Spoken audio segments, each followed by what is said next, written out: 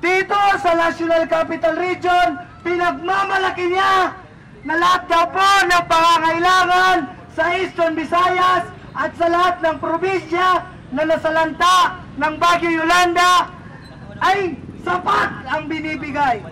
Po ay isang biktima ng Bagyo Yolanda, survivor po kami. Napunta ho kami dito sa Manila para ho humingi ng tulong sana sa gobyernong ito. Kami po ay pinapunta dito, representante ng mga biktima. Bakit ho gaganyan ninyo, Dinky? Bakit parang pinapalabas ho nila na nagsasarili kami dito? Dapat ngayon pumupunta na kami dito mismo kasi hindi kami nilalapitan doon. Bakit kami nilalayuan? Kami na ang gumawa ng paraan para lumapit, para po makahingi direkta ng tulong. Pero bakit ngayon, hanggang ngayon, hindi pa rin po kami hinaharap? Napakasakit po sa dibdib ng ganito. Yung schedule ni Secretary, matagal na yun naka-schedule, maiba yung siyang purpose. Since nandoon na siya, gusto niya i-maximize na yung time niya. Since meron naman kayong mga miyembro nandoon at meron naman kami nandito na makipag-usap sa inyo. Nung isang araw ho, nag-abot kami ng sulat.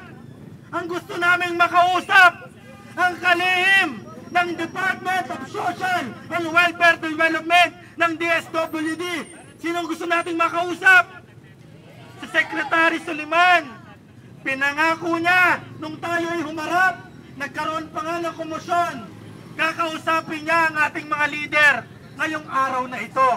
Pero anong nangyari?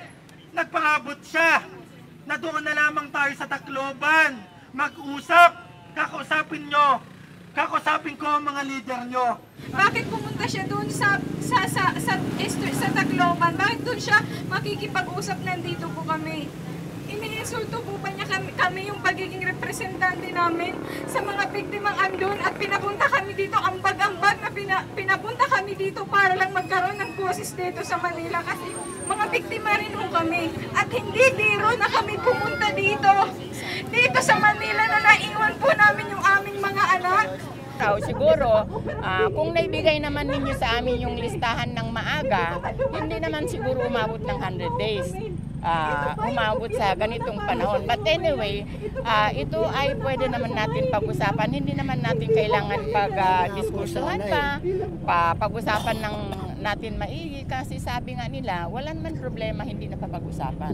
Basta pare-pareho ang partido, kayo at kami ay nakikinig sa isa't isa. Alam nyo po, nung nakarang Pebrero, 15,000 na mga waray nun ang nagmarcha ng lansangan ng Tacloban para igihip ang kanilang mga demands. Hinarap ba sila ng mga representative natin sa gobyerno? Hinarap ba tayo? Gusto rin naming makausap yung kalihim ng DSWD, yung may kakayanan na magdesisyon ng kagyatang maibigay ang demands ng mga biktima. Isa lang naman ang hinihingi natin. Ano ba talaga ang tunay na plano ng gobyerno Aquino at ng DSWD para sa atin? Paano makakabangon ng Eastern Visayas kung ang mga magsasaka ay nagugutom? Walang programa para sa mga magsasaka. Walang programa para sa atin.